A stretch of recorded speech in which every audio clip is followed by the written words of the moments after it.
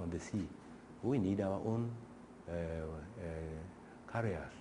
There is another problem, the numerous checkpoints on the coastal Trans-Africa highway. We would not want to blame all the countries along the road as the culprits to it. We ourselves are also culprits. You know, a long time both the police and the customs have been calling on their people to dismantle roadblocks. At a point, there were almost 23 roadblocks from mile 2 to semi-border. Goods moving out of the country stopped at irregular hours and kept for hours and for some days and before they move. So we are also culprits. ECOWAS has a mechanism for addressing grievances and intervenes where necessary. Most countries believe, how can I waive duty for goods coming from Ghana or Nigeria when I'm not exporting any goods to other countries? But that was typical of my country. Earlier, I went out there, talked to the Vice President and the Minister of Trade. They have now removed those difficulties because I was getting several complaints when goods go there, do not allow them to enter the country.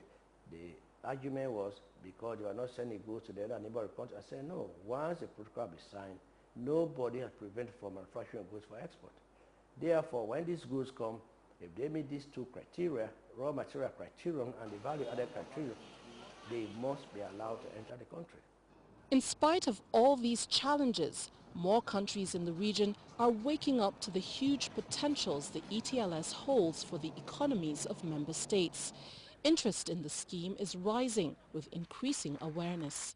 Member states and the organized sector are engaging in sensitization initiatives. If I can sell my product at $30 in the Gambia, why would I go to sell it at $25 in Japan? Why would I take all that trouble? And if my goods are 100% acceptable here, by the time I'm expanding over there, I dictate the price. And Japan should be ready to pay $50. That is why we are sensitizing our people and the ECOWAS sub-region. Recent statistics generated over the last few years confirm that thanks to the ETLS, there has been a gradual increase in intra-West African trade. En 2006, nous avions en termes de valeur 130 milliards. In 2006, we recorded 130 million CFA worth of importation.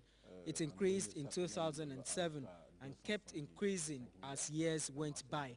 In 2010, regardless of some difficulties encountered, we had 300 billion CFA of exportation from member states to Senegal.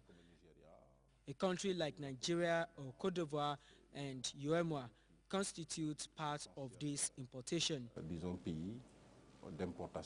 We were having a large quantity of goods coming from the ECOWAS, iron rod, tomato, farm. I can see now that from Cote d'Ivoire, farm canals now they have a very large plantation of farm canal, and they are producing palm oil.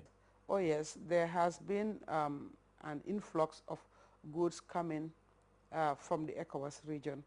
I know for now, you know, we had the cement bagging factory in the Gambia, and we also had different orders. But for now, because there's a cement factory in Senegal, all the cement that we use is coming from Senegal through this scheme. The Gambia so far, since the inception, has registered about 15 companies, but only 4 are functional and are sending their products to the region. Trade may not exactly be bustling yet, but with pioneers like Yusuf showing the way, the Duros of West Africa may be able to turn the page in their business and create the true hub for business for West Africa. When the region is able to fix its problem with power, products from the region could become more competitive. If we can have a free trade area where we can export our own products and have a value added on what we are doing here, this is the best thing we can do within the region, and to let's grow our exportation between us and be competitive with the rest of the world. As Yusuf proudly takes us around his many manufacturing facilities in Dakar, he tells us of plans to expand the many production lines. He has his eyes on the market, and it is not a matter of wishful thinking. Yusuf is an astute investor.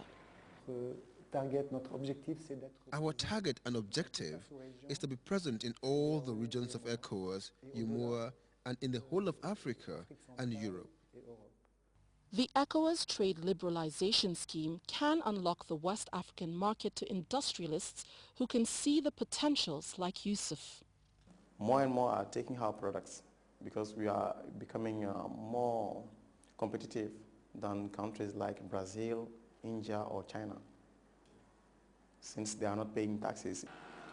From Niger Republic to Cape Verde, Mali to Liberia, West African entrepreneurs can access the ETLS as ECOWAS encourages states to look within and do business with one another in the interest of regional economic development. C'est évident qu'aujourd'hui, le schéma de libéralisation de la CEDEAO. Evidently, today the ETLS scheme is beneficial. Trade without paying duty. We have to ensure that our products circulate freely, and to do this, it is important to avoid administrative hindrances, barriers, obstacles confronting the scheme, prohibition on goods, selecting what goods should and shouldn't circulate. Nos produits circulent librement. The overall objective of ECOWAS is economic integration, with an eye on lifting the living standards of the people of the region. The ETLS is one of the stepping stones to achieve this goal. Fela's Buy Africa may yet strike the right chord with the West African customer, the West African entrepreneur, and the West African state.